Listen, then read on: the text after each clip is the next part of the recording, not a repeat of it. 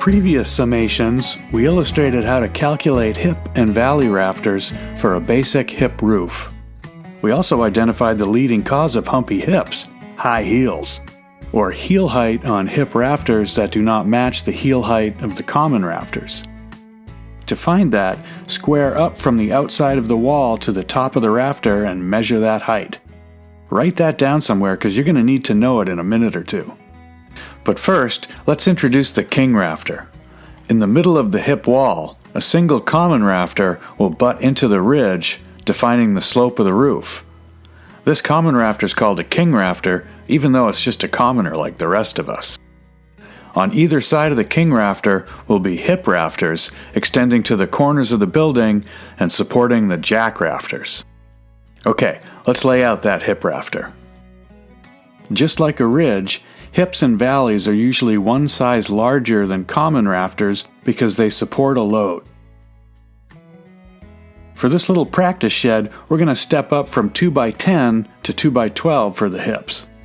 Mark two plumb cut lines 1.5 inches apart at one end of the hip. Cut both of those lines with a 45-degree bevel to form a point or cheek cut. Measure from the long point along the top of the rafter and mark the overall length calculated in the previous video, and then draw that plumb cut. This line represents the outside of the wall. The seat cut on a hip rafter isn't determined by the wall plate width like it is on a common rafter. The seat cut location is dictated by the heel height, which you were supposed to have written down somewhere.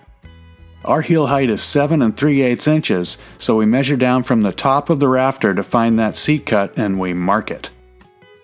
However, that seat cut isn't really the seat cut. It's kind of a decoy for rookies because we need to take into account a thing called hip drop.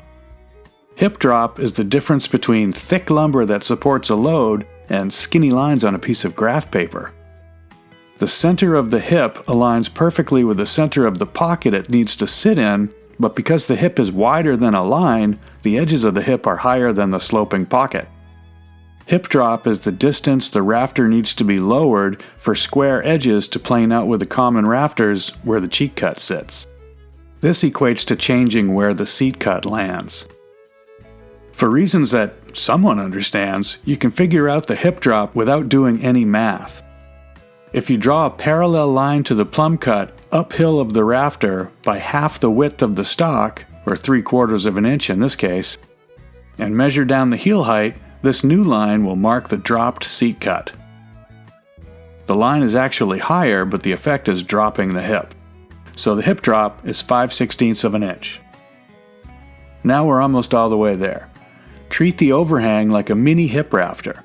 If you're using a calculator, you'll need to know the run and the pitch. The pitch is still 6/12, so that's easy. The run will equal the overhang of the common rafters, or 6.5 inches. So enter 6.5 plus run, 6 pitch, and then hip val. The result is the amount you must add to the rafter length to plane out with the common rafter tails. To determine the soffit cut at the bottom of the rafter, measure down from the top plate to the common rafter soffit cut and match that. Slide the square down the rafter slope from the seat cut and mark it. That line is the overall length, but because both lines need to be beveled, that line represents the center of two lines 1.5 inches apart. Cut those two outer lines with a bevel. That's a lot of math for one piece of wood, but we're going to leave it there so we can pick up next time on how to cut and install those jack rafters, including that king common rafter.